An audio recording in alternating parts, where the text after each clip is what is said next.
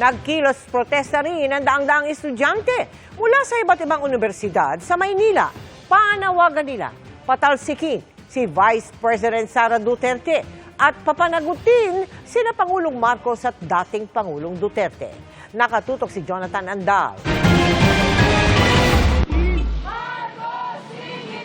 Nagmarcha ang daan-daang estudyante at propesor sa Maynila kanina mula sa mga universidad na nasa Taft Avenue tulad ng De La Salle University, Adamson University, University of the Philippines Manila, St. Paul University at iba pa. Sumali rin ang ilang varsity players, mga madre at iba pang taong simbahan. Ang kanilang panawagan, patalsikin si Vice President Sara Duterte, singilin si Pangulong Bongbong Marcos at ipaaresto si dating Pangulong Rodrigo Duterte.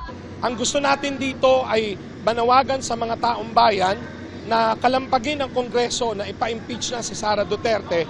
At the same time, singilin si Marcos sa kanyang mga pangako sa halimbawa 20 pesos na kilo ng bigas, pagpapababa ng presyo ng bilihin, pagtataas ng sweldo at iba pa.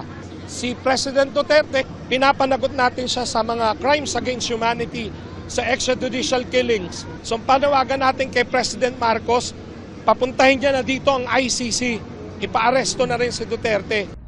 Bit-bit nila ang mga karatulang nananawagan din na labanan ng kahirapan, korupsyon, kawalang pananagutan at red tagging. Magkaroon din daw sana ng aumento sa sahod at ilaan daw ang pondo sa edukasyon imbes na sa korupsyon. Nakipagsanib puwersa ang mga estudyante sa Liwasang Bonifacio kung nasaan naman ang grupo ng mga guro, magsasaka, manggagawa, mahihirap at iba pang sektor. Ang nag-organisa nito ang grupong Tama Na o Taong Bayan Ayaw sa Magnanakaw Network Alliance. Naroon din ang mga kongresista mula sa Makabayan Bloc.